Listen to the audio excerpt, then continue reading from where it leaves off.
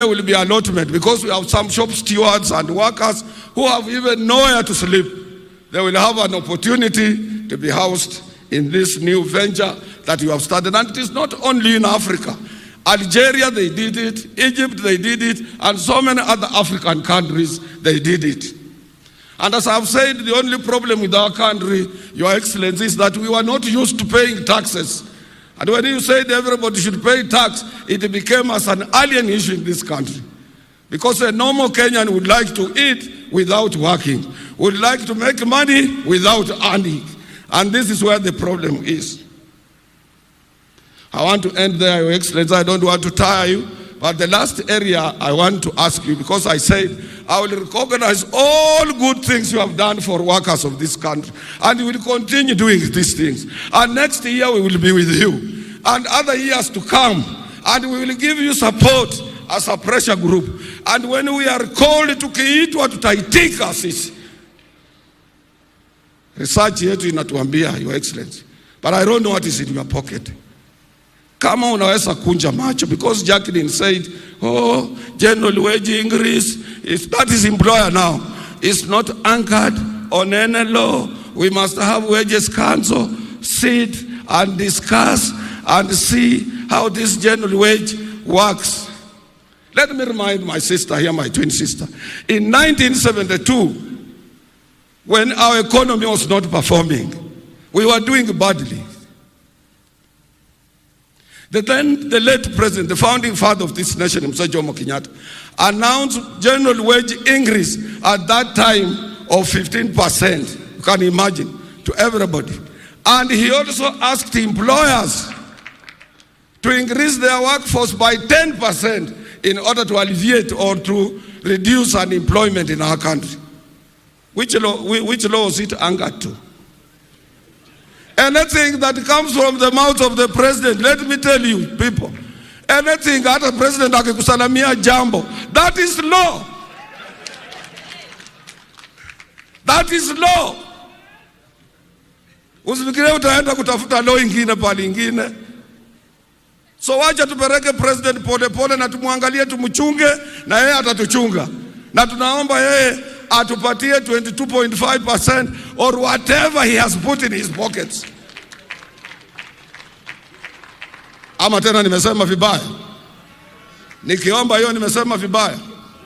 And let me remind our economists, even when our shilling was being devalued, we said on 14th of January that this devaluation of our shilling, which was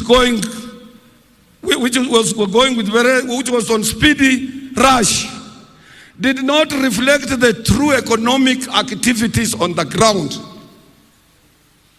Because most of you economists, you are around the year 2007 to 2009 when we had a global economic and financial crisis, when Obama was coming in. This did not affect Africa because our economy is driven, our formal economy is driven by informal economy, which has huge of deposits in our banks.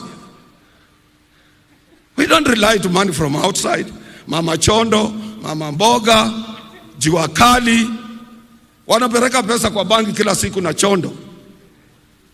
And that is why our economy is steady. And I want to appeal to His Excellency to give infrastructure to our informal sector, to support them and ask governors in various county governments to make sure that markets are built. The informal sector people are not harassed by taxes and so on. These are the people who drive our economy. And Kenya is one. After His Excellency akisema 30%. Now we work hard to redouble our efforts in various places to correct the economic anomaly. We will still spur economic growth. We thank you, Your Excellency, the President. May I invite our Honorable Minister for Labor, who has done a commendable job, to make her remarks and follow the rest of the protocol. I thank you, Your Excellency.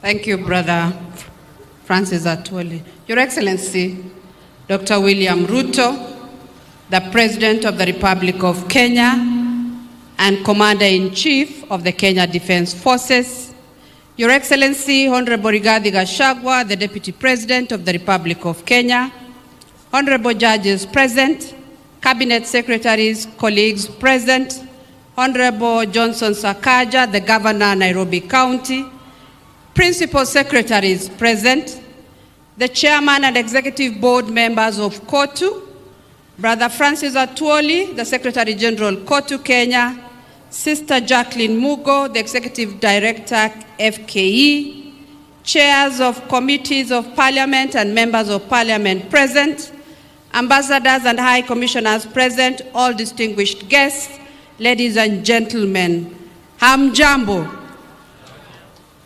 It is an honor to mark the 59th International Labour Day in the company of esteemed workers gathered here at Uhuru Gardens, Nairobi. I wish to express my sincere gratitude to you, Your Excellency, Dr. William Ruto, the President of the Republic of Kenya, for honoring our invitation once again to celebrate with workers on this special day. This is a testament of Your Excellency's commitment to the welfare of workers. We deeply appreciate this great gesture. Today, we join hands with millions around the world to observe the International Labour Day, a day in which trade unions celebrate workers and the fruits of their labor. The theme of this year's celebration, Kenya's workers stand for advanced information technology, training to drive our digital economy. It aligns seamlessly with the bottom-up economic transformation agenda 2023 to 2027, as it underscores the need for readiness to adapt to the changing world of work brought about by digitalization. The emergence of the gig economy signifies a profound shift in employment dynamics across the world as countries embrace rapid digitalization of economic activities in e-commerce and employment. The demand for labor in the digital economy necessitates the need to devise new strategies in governance and policy framework for fair distribution of gains and opportunities. The new jobs in the digital and gig economy come with limitations on how work is organized and regulated, with workers having limited job security, restricted access to social protection, career progression, and the lack in the right to organize collectively. Conscious of these challenges, we note that constructive dialogue, drawing the tripartite and other stakeholders, is crucial to ensure decent work for all. We now have a community of practice, and my ministry is collaborating with stakeholders to review labor laws in this regard. Your Excellency, my ministry has put in place additional measures to ensure skills development is responsive to the labor market demand. Our government launched the National Skills Inventory to map out the skills of all Kenyans seeking employment to enhance employability locally and abroad. In the pursuit to address the high unemployment rate, government has continued to engage with other governments who have a high demand for labor through initiating negotiation of bilateral labor agreements or memorandum of understanding to provide safe and orderly labor migration. We have retained foreign employment on top of our agenda, and so far we have pursued and signed 4 bilateral labor agreements, and 7 are at an advanced stage of negotiation, while 14 are in draft form. The aim is not only to provide overseas opportunities, but also to encourage the return of skilled workers with enhanced capabilities.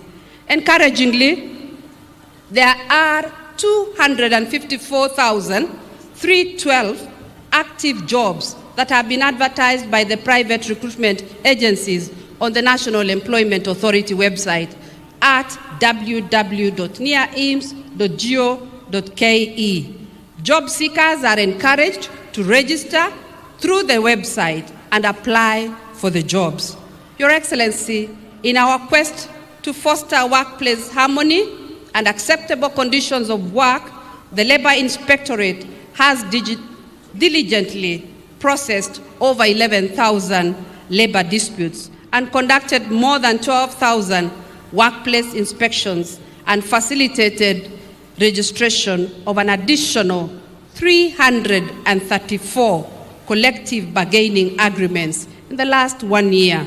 My ministry remains steadfast in engaging social partners, and I once more call upon the healthcare workers and employers to reconsider their position for a win-win outcome. We need normalcy to be restored in the health sector to bring to an end the suffering of our people. In recalling the Durban call to action on elimination of child labor,